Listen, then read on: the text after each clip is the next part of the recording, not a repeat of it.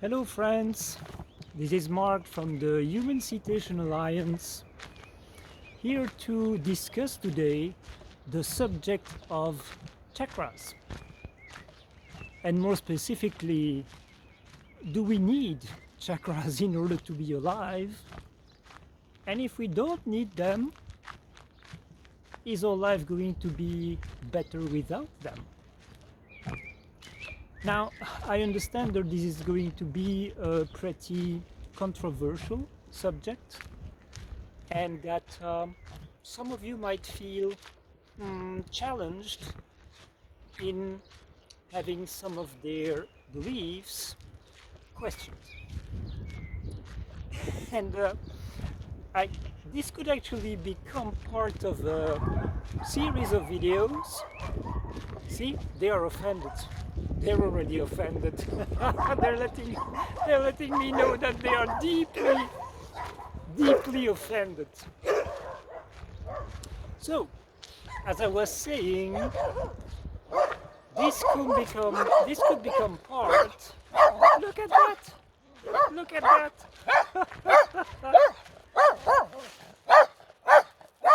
Hello! Hey, little dog!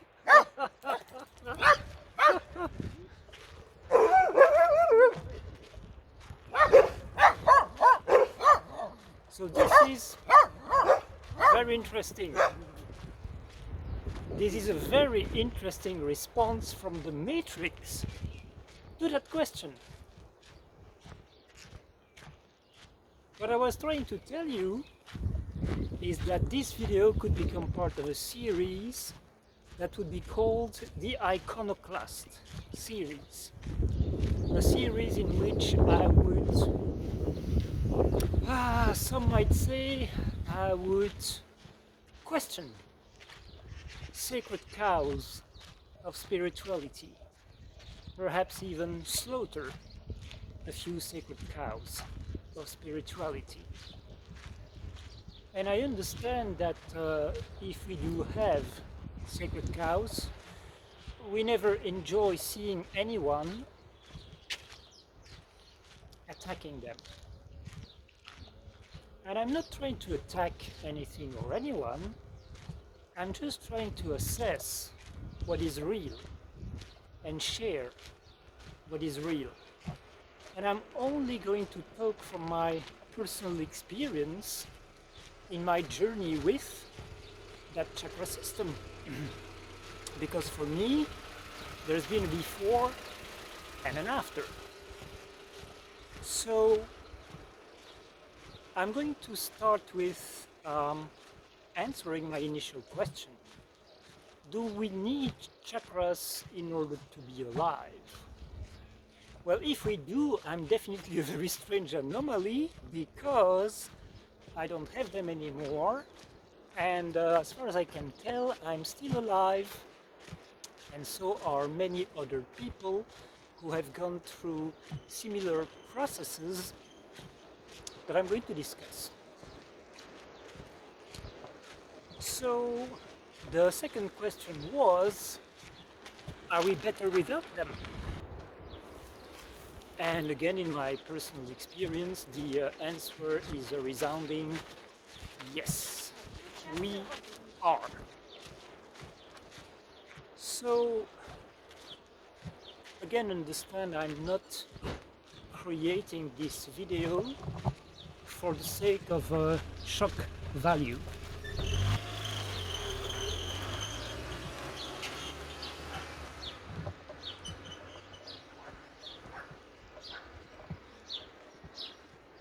But for the sake of liberation from the prison of illusion that we have been caged in.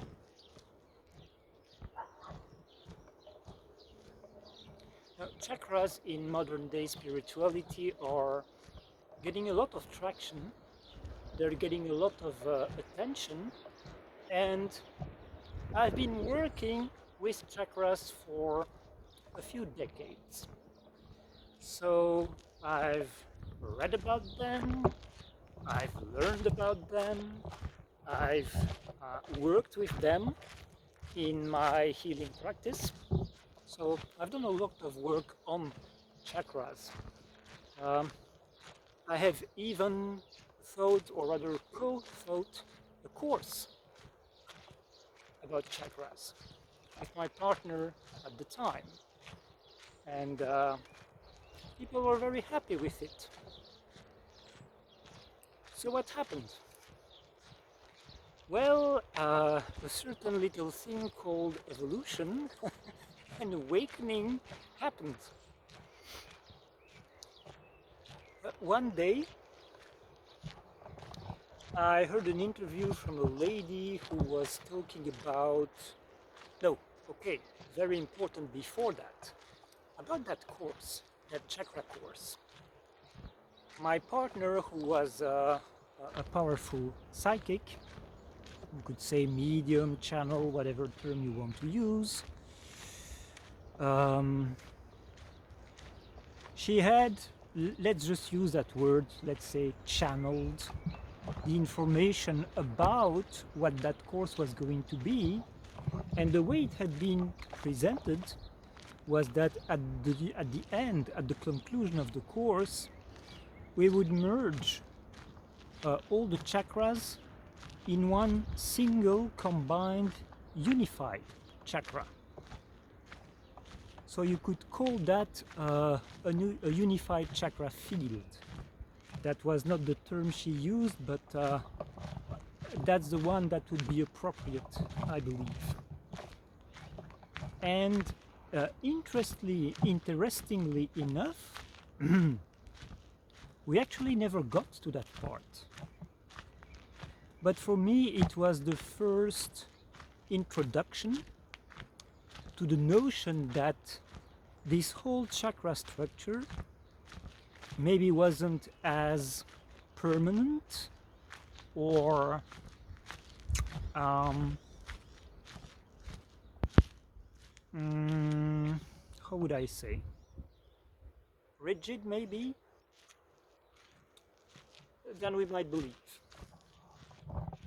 and that it could change in a very substantial and dramatic way with evolution. And the second step happened a few years later, when I heard an interview from a lady who was claiming that she had received a process to unify the chakras in what she was calling the rainbow chakra field. So it was that exact same notion. And then, not long after that, I saw online that there were people who were offering a service that was very plainly called chakra removal. They were offering chakra removal sessions, and they were claiming that basically you're much better without chakras than with them. So, of course, this completely contradicts the notion that the chakras, these energy centers, these energy vortices, are an integral part of our energetic system, our natural energetic system, our energetic anatomy.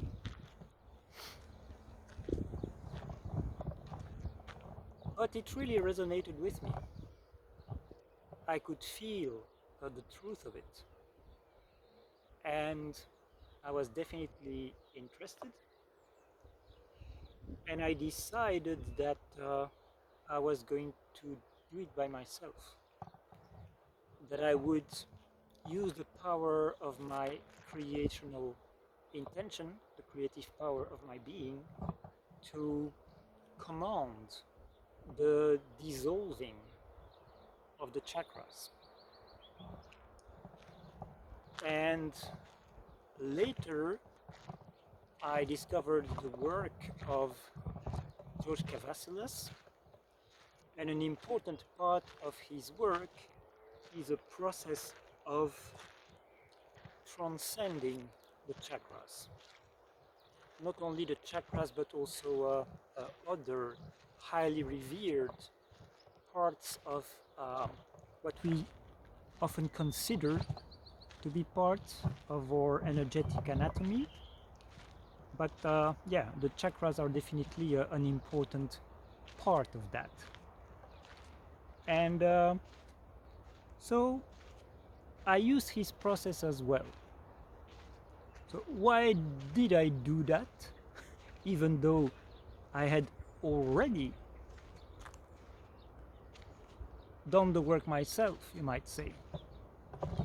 Because there is a depth and a thoroughness to his process that I am actually currently offering to people in one-on-one sessions and in courses as well.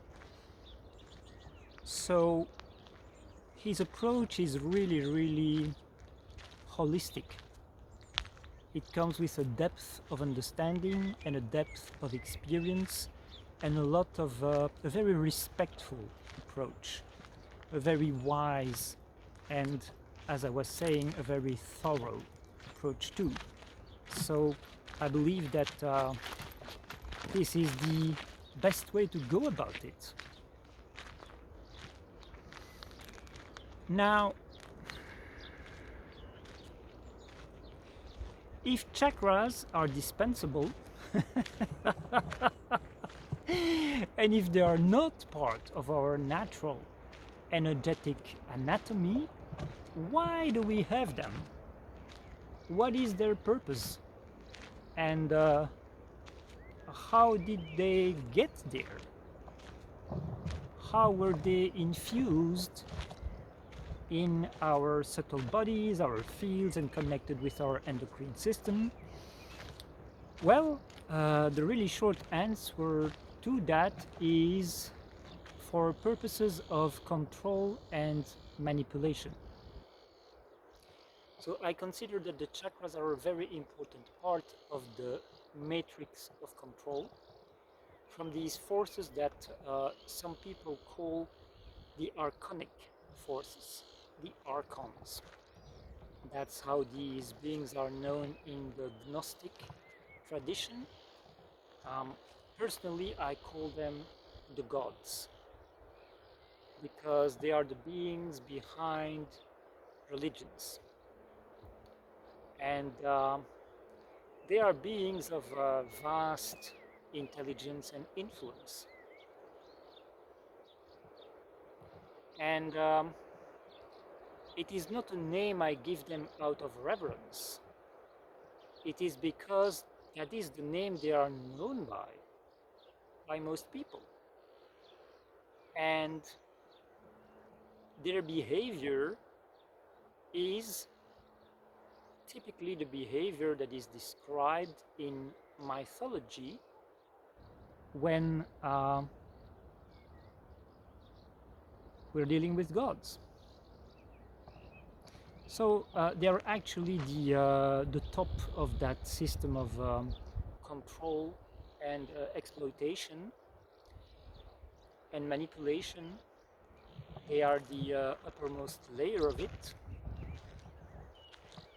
And I see the chakras as a giant multidimensional implants. So you might have heard about implants and about the fact that it is a good idea to get rid of them, so to remove them. Well, to me the exact same principle applies to chakras.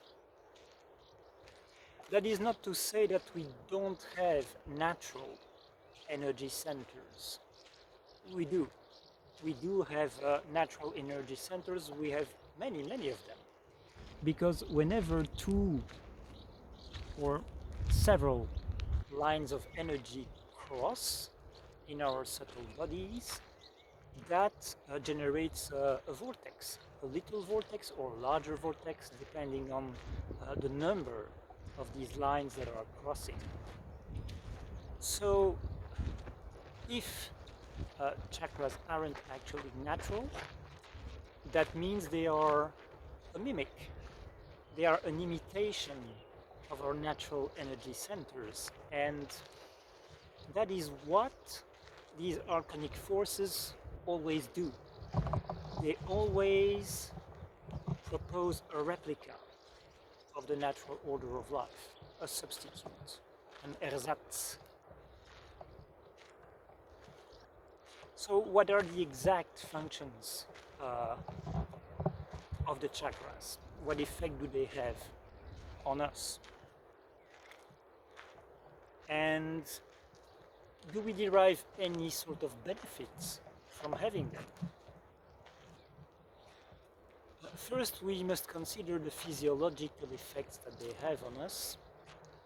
And what is usually thought is that they are actually feeding our body with energies that our body needs to sustain itself, to properly function.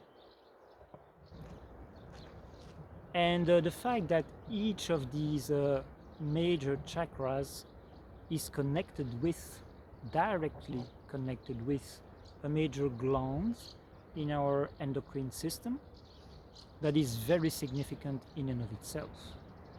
Because, of course, the glands are producing hormones. And hormones, they have a pretty darn major effect on our moods. So if you have a way to influence our moods, that is already a major tool of control. But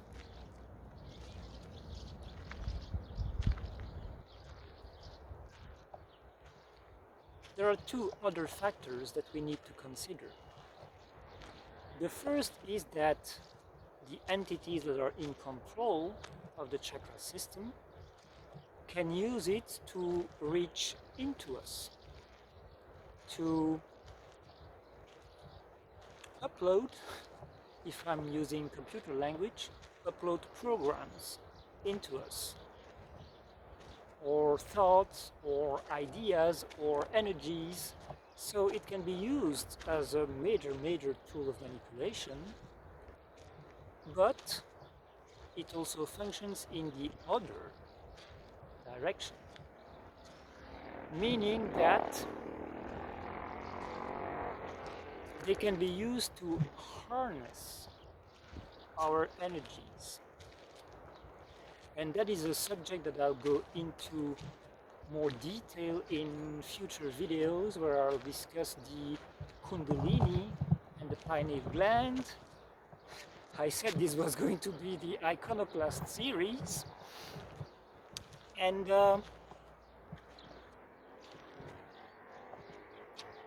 you know, again, I'm not interested in worshipping sacred cows anymore when it comes to spirituality. Been there, done that, I'm over it now. And when one is still attached, when one is still revering sacred cows, one is always going to experience a certain level of pain when they see their sacred cows mishandled, taking a beating, a loving beating, but a beating nevertheless. So I get it. It's not fun. It's not fun. Cognitive dissonance isn't fun. It is painful. It can be physically painful because the programs of these belief systems, they are attached to our physical bodies. So having them disturbed can create a physical reaction inside our bodies of unease or even pain, turmoil. So I totally understand that people would be angry listening to this, or would stop watching this video, or have already stopped a long time ago. But Again, I'm speaking from my own experience of before and after. Now, going back to the purpose of the chakra system, other than controlling our moods and inserting energies into us, and they can also be points of access, portals, gateways for entities to enter our energy fields, by the way. And other than, as I was saying, harnessing our energies to feed the archonic forces, and especially the gods, other than all of that, they have a really sophisticated function, which is to be part of a system of illumination. And you might say, well, how could that be a bad thing? Is that not the whole point of spirituality, to reach illumination? Well, my question is, what kind of illumination? What kind of light do we want to be full of? Because people want to ascend these days. They want to be so filled of light, with light, that they actually leave physicality and are being transported into a more subtle dimension of life. That is the process called ascension. And this kind of illumination process, definitely the chakras are an important part of it, an important component. Now, is it that what we should strive for and wish for? And I really don't believe that. I really don't. I don't think that we are here to ascend. I believe we are here to integrate all parts of our being, to fully embody the totality of what we are in these physical vehicles. So that is not the ascension process, it is the integration process, and I believe it's a much more holistic, comprehensive, unifying process. Looking for the right angle with the light. Yeah, that's more like it. So,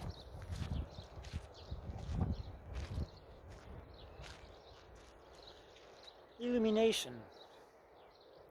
When people start to move beyond organized dogmatic religion that is based on doctrines and rituals,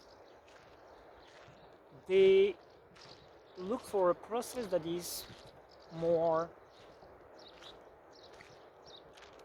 based on an inner quest, the mystical path. And that's when they start to look for illumination. Now, dogmatic organized religions are definitely the brainchild of the gods. They are definitely created and organized by the gods. Doesn't mean that the beings who are presented to us as the founders of these religions are part of that system of control. They very often aren't. They very often came here to be part of a liberation process. And then their teachings get hijacked by the controllers. But when people want to find illumination by going within, the gods, the archons, they have another program to offer their own version of illumination, which I would call synthetic illumination, because what they want you to do is to fill yourself with their synthetic light, their own version of light, their distorted version of light. And the whole purpose of that is still to keep you under control. It is meant to trap your perception and your energies, to calibrate your energies, so that you stay in the realities that they control. So even though you feel like you're being liberated and you get all of these cool abilities, and there is so much that you are able to achieve, and your consciousness expands so dramatically, in reality it is still trapped. It is still trapped. And with ascension, the ascended realm that you are being projected into, that you're going to live into, is also a creation of the gods. It is not a free realm. It is not part of the natural order of light. It is part of their paradigm. And they have created many different realms. One for every type of profile, if I can use that word. There is a little synthetic realm for every kind of profile. This one is for the mystics.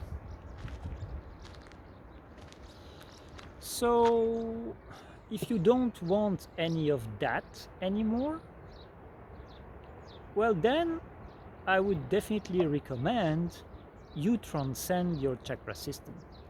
And I use the word transcend very deliberately here. You will notice that I didn't say get rid of your chakra system or remove your chakra system, because that is a very reactive thing to do. And it is not the wiser approach. We have been functioning with this chakra system for as human beings, and also other beings, because animals have them too here on Earth. Since the Atlantean period, we've had these energy vortices infused in our energy fields and our physiology.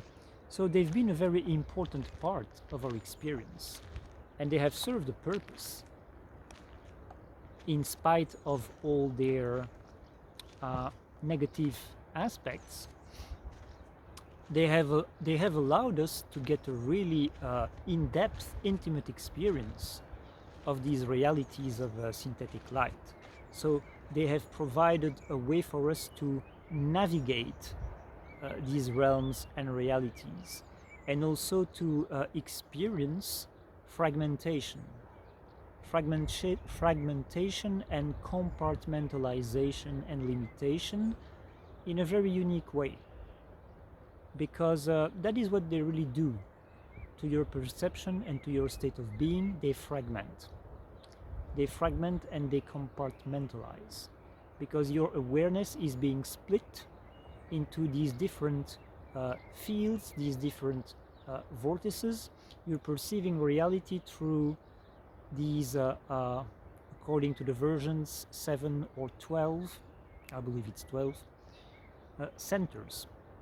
So instead of having a unified energy field and a unified perception of life, you have it split into these sub fields of awareness.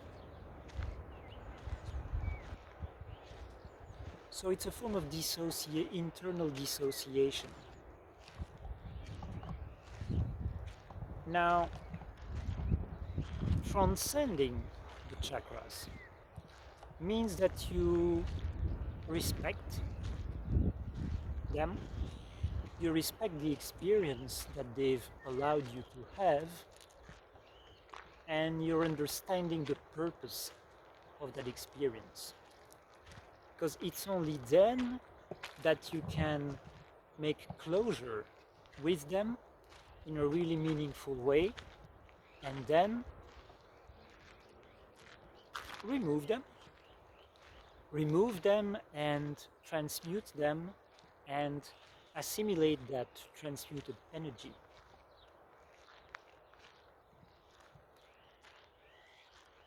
And as to how you feel after this transcending process, there is definitely more peace. You're not going to fall ill. You have some energy practitioners who are convinced that you are in danger of imminent death if you do this. If you liberate yourself from these implants. And I've heard a few stories about that, you know, of energy practitioners, energy workers going into freaking out mode. Don't do anything, stay where you are, I'm coming. Because, yeah, they needed to reinstall a whole new set of chakras to make sure that you wouldn't die on the spot. And yeah, they can be very flabbergasted when they discover that they cannot find, they cannot feel, they cannot see, they cannot find any trace of chakras in your energy system. But how you will feel afterwards is much more peaceful. Much more peaceful. It will have, that is the most substantial effect it will have on you. It's on your emotions. Your emotions are going to be much more stable, and there will be an increased sense of wholeness. So that is what you can immediately feel. And the most important effect is that your process of integration, which is what you are here for, which is an absolutely monumental, colossal, gigantic endeavor that we can only begin to grasp, is going to be considerably facilitated, because that hijacking system is going to be out of the way. So you'll have a much easier time progressing on your integration process. And when I was mentioning all the cool abilities and the vast expansion that illumination and ascension are facilitating, it's really tiny. It is tiny compared with integration of all that we are into a single unified vessel. So, don't hesitate to comment this video. Don't hesitate to ask questions. If you want to have a conversation with me because you consider going through that process yourself, don't hesitate to send me an email. There is, of course, a link to my website under this video in the description. If you are not completely disgusted, if you are not completely, how would I say,